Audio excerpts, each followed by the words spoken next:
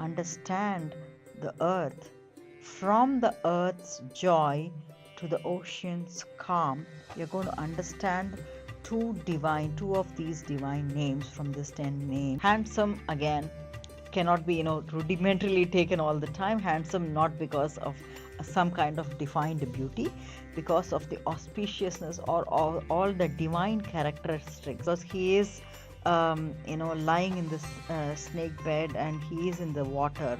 Pralaya water, you can think of as it's a cosmic ocean, gives that opportunity for something new to get generated. And between that Nabi and the on the flower, the lotus flower where Brahmadeva is, you will see that the whole planetary system is aligned within that beautiful little stem.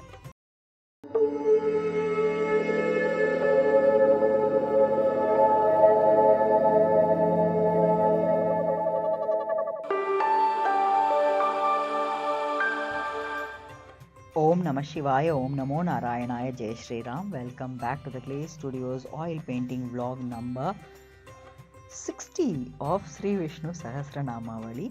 This is the painting that follows the principle of calligram or micrography, using which 1,000 names of Sri Vishnu are getting painted. While the painting is going on, I am also trying to understand the deeper meanings lying underneath these names with the help of scriptures from Sanatana Dharma, and whatever I am learning as an amateur, I'm also sharing with you via these weekly vlogs. Typically in a vlog, you can expect that I'm covering 10 names and the meanings, and then taking tangential perspectives in Sanatana Dharma scriptures, storylines. We have covered names up to 580 in our previous vlogs. In case you haven't looked at them, please do so and come back to this, because you will see that I am cross-referencing the previous vlogs frequently, just because of the deeper interconnection. The more you are able to understand and interpret and find your own inner meanings there, the more beneficial it is for your own personal or professional growth. I have personally benefited from it, and that's also a reason why I'm motivated to share it with you. With that, let's move on to the plan for today. We start with 581st name and move on up to 590. And once we are done, we are going to understand the earth, from the earth's joy to the ocean's calm. We are going to understand two of these divine names from these 10 names. Delve a little deeper to understand how that works.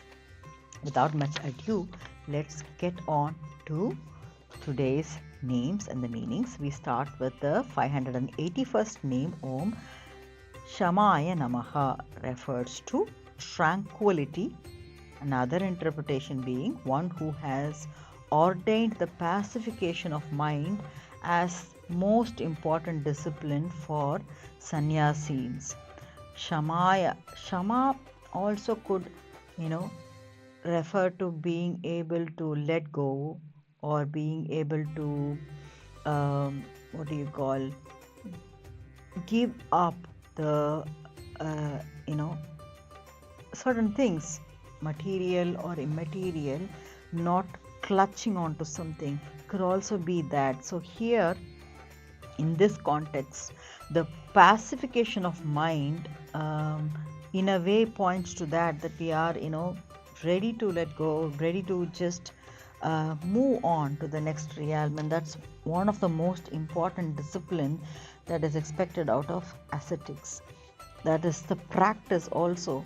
I think it's everything put in one. The understanding of it, to let go, and also being able to practice it. 582nd name is Om Shantaya Namaḥ. This refers to the peaceful being without interest in pleasures of the world, or one who is in peace. I think Shama leads to Shanta, isn't it? Once we have let go of any kind of grudges or any limitations within, peace automatically comes. Shantaya automatically comes. 583rd name is Om Nishtayai Namaḥ. Nishtayai Namaḥ refers to austerity. Another interpretation is one in whom all beings remain in abeyance at the time of pralaya. So that's the position where all the elements or atoms culminate into during the pralaya or cosmic dissolution. 584th name is Om Shantiyai Namaha. That refers to one in whom there is complete erasing of avidya or ignorance. So the ignorance or avidya is what is called the veil or maya that is standing between us and the divine. So that is getting erased here. 585th name is Om Parayanaya Namaha. Refers to the one who identifies himself with the highest path, or another interpretation is the state which is the highest, or there is no return, and there is no return. So there is no return to where? No lower states. So we can, as personalities, we have layers. We tend to ebb out and into different personalities. We tend to behave differently with different people. It's not that we are inconsistent, because we are still not in that Shamaya, Shantaya state. We are interpreting the world, and we are interpreting the personalities around us depending upon the situation and trying to react in different manner. And that one time it could be fantastic, it could be a fantastic behavioral trait coming out of us, not necessarily the same in the other. So there will be inconsistencies because we are still connected so much to the externalities, maybe. And when that connection moves naturally out, there will be this Shama, Shanta also coming in a way, building that consistency in such a manner that when we reach the highest state, we don't falter again and again. Yeah, we are consistent in being in that highest state. That is the interpretation I could come up with. Let's move on to the 586th name, that is Om Shubhangaya Namaha, which is one with a handsome form. Another interpretation is one who has auspicious physiognomy. Yeah, handsome, again, it cannot be rudimentarily taken all the time. Handsome not because of some kind of defined beauty, because of the auspiciousness or all the divine characteristics, isn't it? 587th name is Om Shantidaya Namaha. Shanti is peace. Let's see. Shantidaya refers to one who causes peace, or one who bestows Shanti, a state of freedom from attachment, antagonism, etc. Beautiful. 588th name is Om Srashtaya Namaha. This refers to one who brought forth everything at start of creative cycle, the creator. So he is the one, ensuring that all the parties needed, all the atoms and energies are aligned ready for the creation, the next new cycle. 589th name is Om Kumudāya Namaḥ. This refers to one who brings happiness to the earth. Ku, the letter Ku is referring to earth. Yeah, so that's also a reason why one who delights the earth or brings happiness to the earth is the meaning coming out of this name.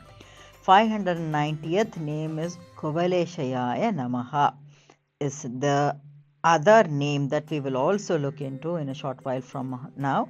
Ku again refers to the earth.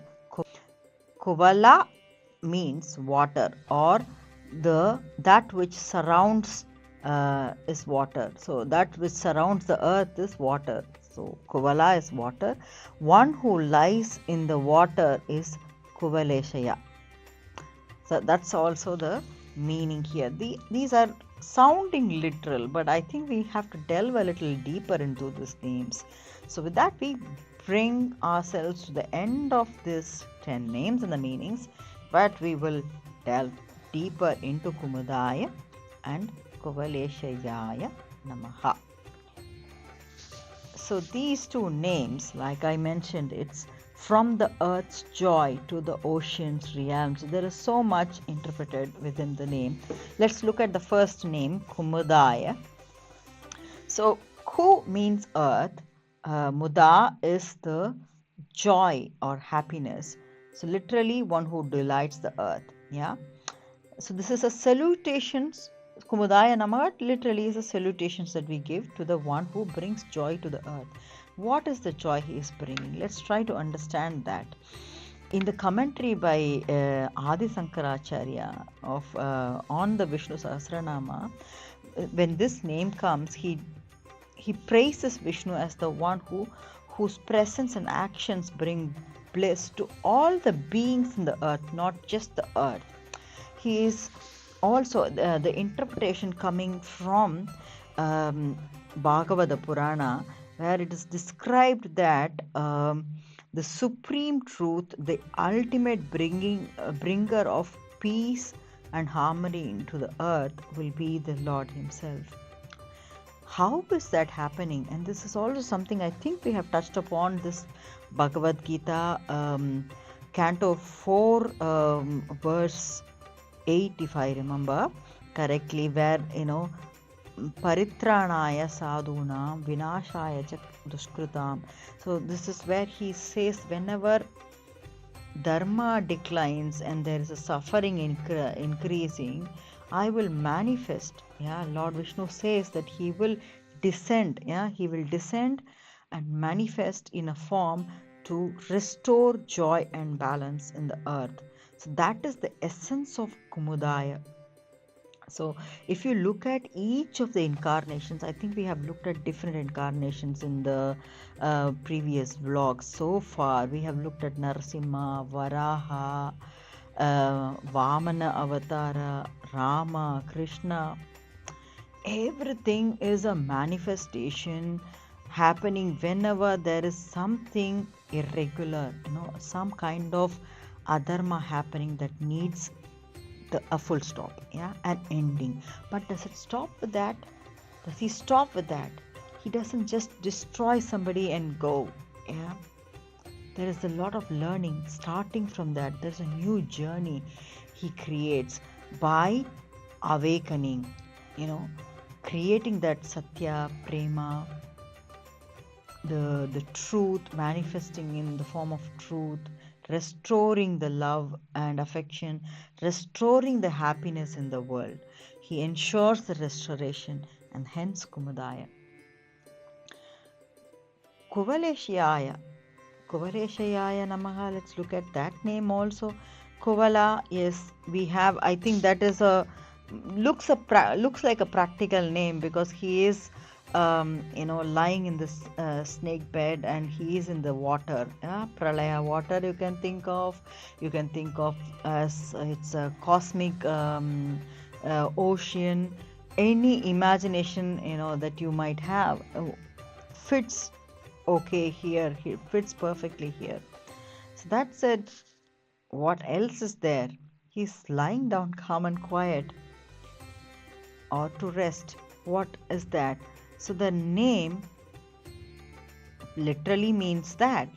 Is there anything more to that? So it connects to this imagery of Lord Narayana, Vishnu, in this Ananta Sayanam. So it's like almost half reclining pose where he is in a state of rest, and this is also it's called a state where he is in a kind of dhyana,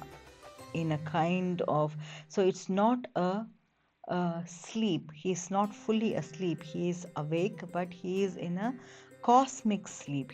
So he is in a situation where one can imagine one to be in a cosmic sleep, which is not a complete sleep where everything shuts down. He is in a state of calm and rest, bringing in the energy needed. The water that you see outside is like I said, it can be cosmos. It's an ever-changing flow of creation. So what will there be in a water? What do you see? Especially in oceans, there is instability, there is fluidity, there is no form. But there must be some kind of anchor creating that supreme stability amidst the cosmic chaos. And Vishnu is that in that position, reclining calmly on this water, reflects exactly that. From this cosmic, the imagery itself is so visually very beautifully represented, that from this pralaya, whatever could be happening, that formless agitative water that could be there around, there is calmness and stillness, and from that stillness there is a growth happening. The lotus is getting created from his NAABI, that you can see. So that too also connecting, it's tying beautifully with Kumudāya, because the Lord who gives that opportunity for something new to get generated. And between that NAABI and the on the flower, the lotus flower where Brahmadeva is, you will see that the whole planetary system is aligned within that beautiful little stem that you see. That is the whole representation of this image. The stillness that's needed to create a balance, to create the space for something new to generate itself, is KUVALEŠAYＡYA.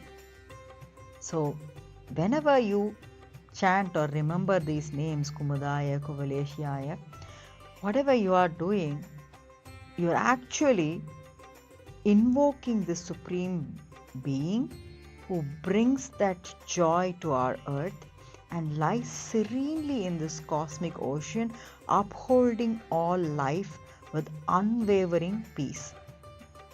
This is the meaning behind, the deeper understanding behind these two names. With that, I bring this blog to a close. Why is there a dissolution at all? Why need be this pralaya? Why need be this destruction and such? There is a lot of debates happening around this. From your understanding and from all these blogs, why do you think certain things come to a close? Why do you think certain things find a new form after a while? What's your interpretation? What's your thought process on this? Because it's a very deeper subject. And what kind of calmness can we invoke, or can we take back from this understanding? What is possible of us? Share your thoughts, share your insights, share your new learnings, share perspectives, share more so we can learn more. Until we meet in the next session, stay blessed, stay happy, stay healthy, and stay motivated. Thank you. Bye.